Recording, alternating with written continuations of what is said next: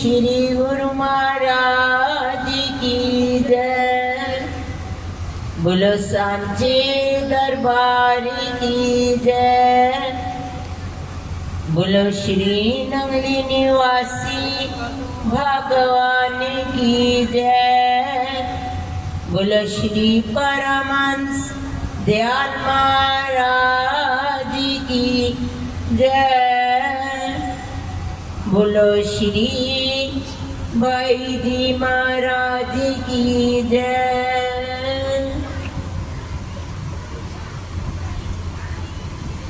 श्री सतगुरु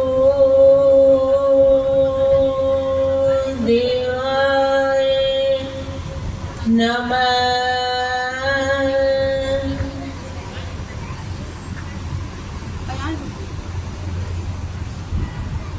ईशावासिविदं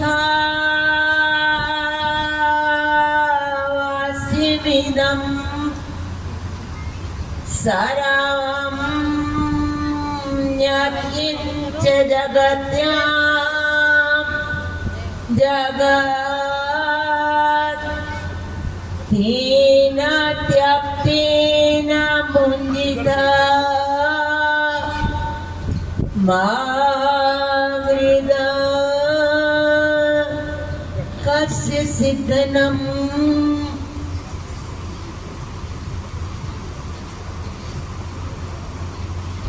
तू चाहे पर्दे कर रहे हजार, ढूंढेंगे तुम्हें जब तक ढूंढ सके।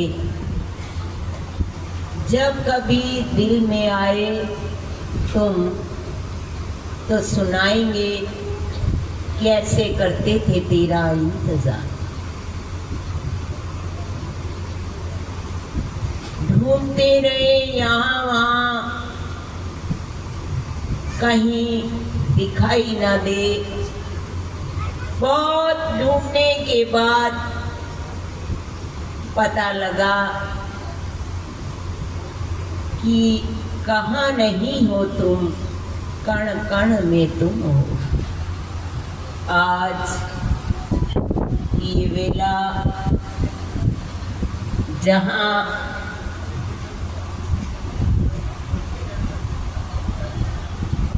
भाई जी जब वह उपस्थित होती थी, हमारे पास भी इनकी शोभा पानीपत तक भी पहुंची। गरीबों पर दया करनी, सबको गले लगाना, सबको प्रेम देना। हमारे पास भी एक महिला रहती थी, वो सदैव इनकी महिमा गाया करती थी। कहते भाई जी आपसे जुड़े तब भी वो याद आते हैं। उनका प्रेम भरा हाथ और सब पर दया करनी। कभी किसी जब भी कोई पहुंचता उसको भोजन के लिए पूछना, उनकी हर प्रकार से उनकी व्यवस्था करना। कभी भी उनके भाव मन में नहीं था कि ये बहुत धनाढ्य है और ये निर्धन है। उसके बाद श्री गुरु महाराज जी की श्री कृपा से महामंडेश्वर जी ने ये कार्य रुका हुआ संभाला और आज आपके समक्ष ही है। इतने प्यार से सबको एक सूत्र में बांधा हुआ है। सब मैं अभी टक्कर साहब के घर में गई तो कहने लगे कि रात को भी भाई जी बहुत आनंद आया। सबको प्रेम में यहाँ सोनीपत में एक आश्रम प्रारंभ में भी है आनंदपुर का, और ये भी नंगली का आश्रम है। यहाँ पर उन्होंने बाई जी को रखकर बहुत प्रेम से इस व्यवस्था को संभाल रहे हैं। पहले ओम प्रकाश जी थे, आज पहला भंडारा है उनके बिना। बहुत ही व्यस्त जीवन दरबार की सेवा के लिए उनका था।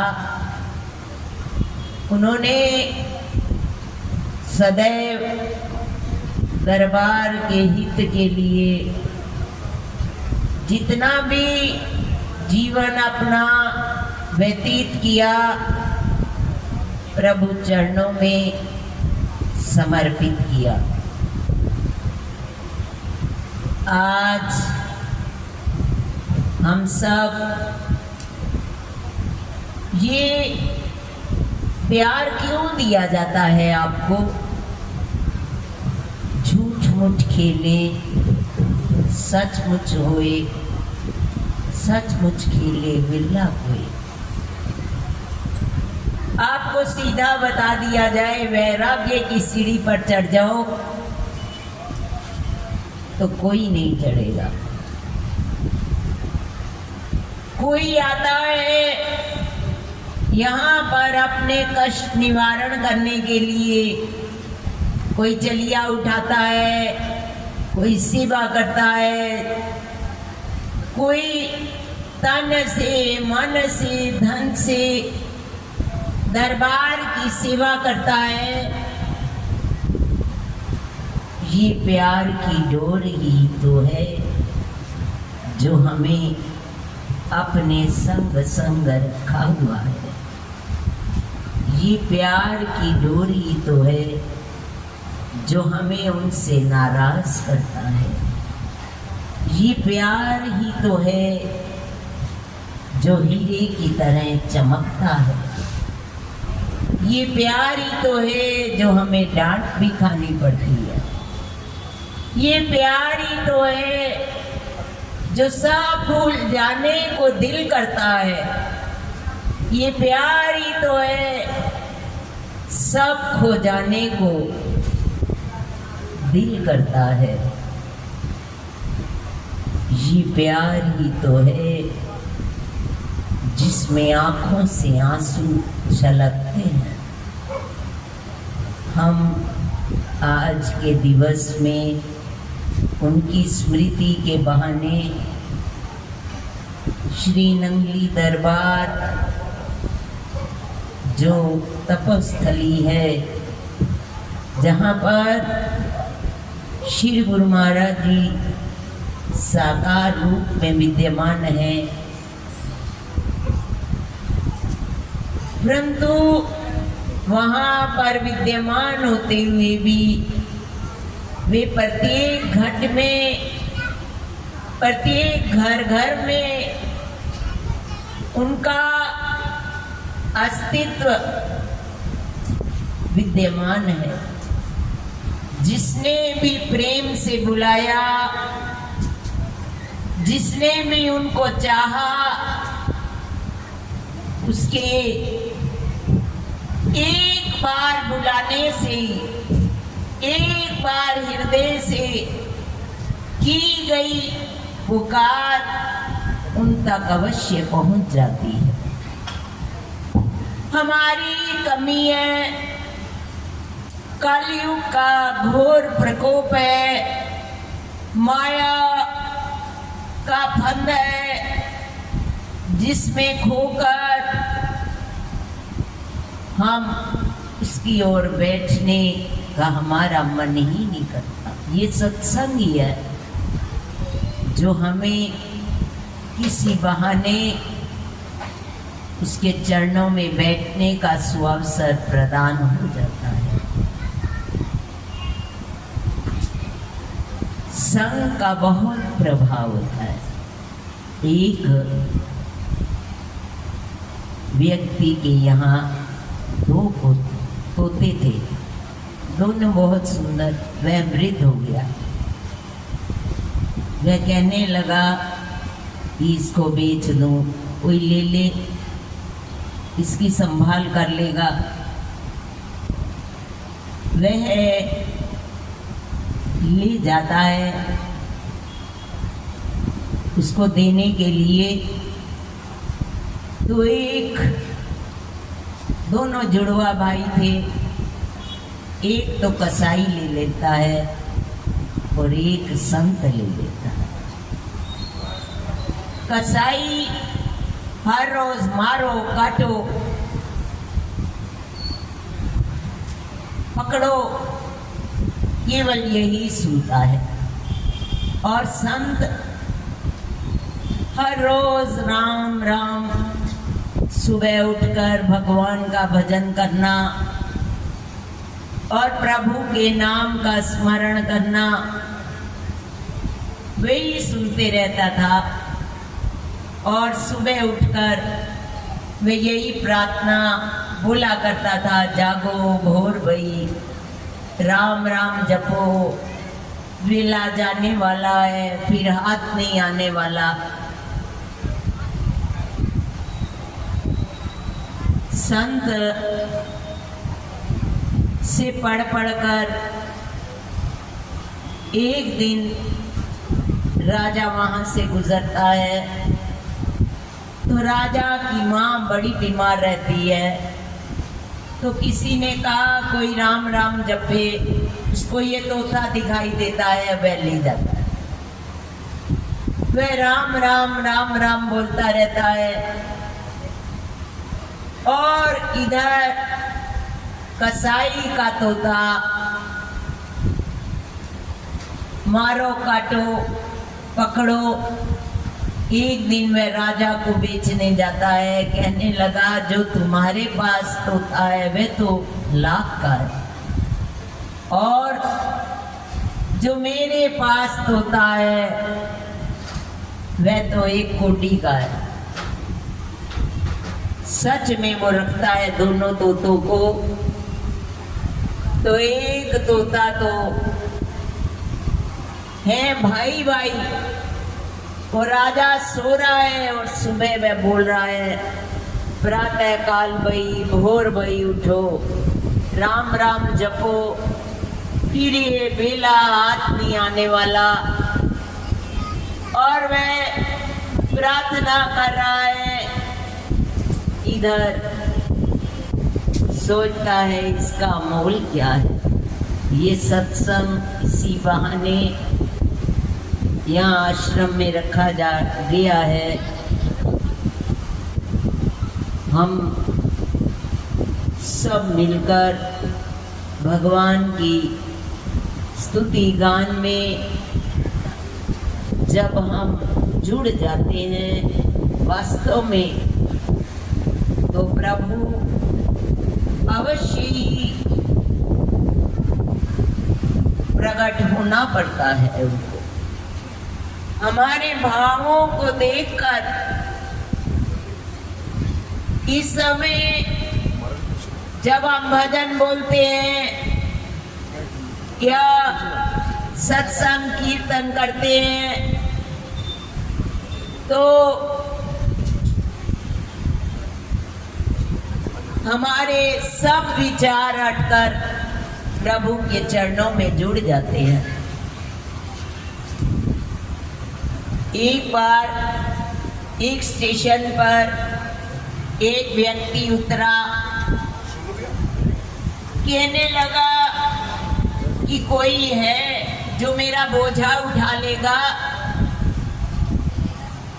एक हट्टा कट्टा व्यक्ति दिखाई दिया, कहने लगे मेरे घर तक मेरा बोझा उठा दो। कहने लगे मैं उठा तो दूंगा, पर तुम ध्यान रखना कि मैं पैसे कुछ नहीं लूंगा, केवल पूरे मार्ग में मैं सत्संग सुनाऊंगा और तुम सुनते जाना। वह बोझा उठाकर पूरे मार्ग तक, घर पहुंचने तक उसको सत्संग सुनाते रहते हैं। जब घर पहुंचते हैं तो वह उसको कुछ देना चाहता है। कहते मैं कुछ नहीं लेने वाला, आज से 7वें दिन तेरी मृत्यु है। तूने जीवन भर कुछ भी अच्छा काम नहीं किया, केवल ये जो 2 घड़ी तुमने मेरे साथ बिताई है, सत्संग सुना है, और यदि वो आए तो पहले सत्संग का फल ले लेना, और जो तुमने जीवन भर काम किया है उसका फल मत मांगना। उसने सच में 7वें दिन उसकी मृत्यु हो जाती है। यमदूत आते हैं, पूछते हैं, वे यही कहता है पहले तुम्हें स्वर्ग जाना है या नरक। 7 दिन तुमने थोड़ा सा भजन किया और वो सत्संग सुना, बताओ उसका फल पहले चाहते हो या जीवन भर की कमाई का। वे कहने लगे कि मुझे उसी का फल दे दो। वहां जाकर देखता है कि ऊपर सिंहासन पर वही व्यक्ति बैठा हुआ था जो उसका बोझा ढोकर आ रहा था। कहने लगे अब भीतर प्रवेश कर गए हो, अब छोटी से छोटी सेवा करो।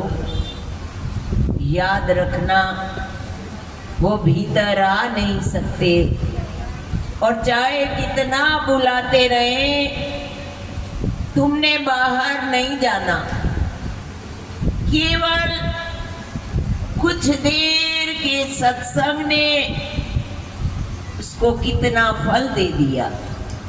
और आज ये दिवस, स्मृति दिवस, उन्हीं की याद में हम उनके श्री चरणों में बैठकर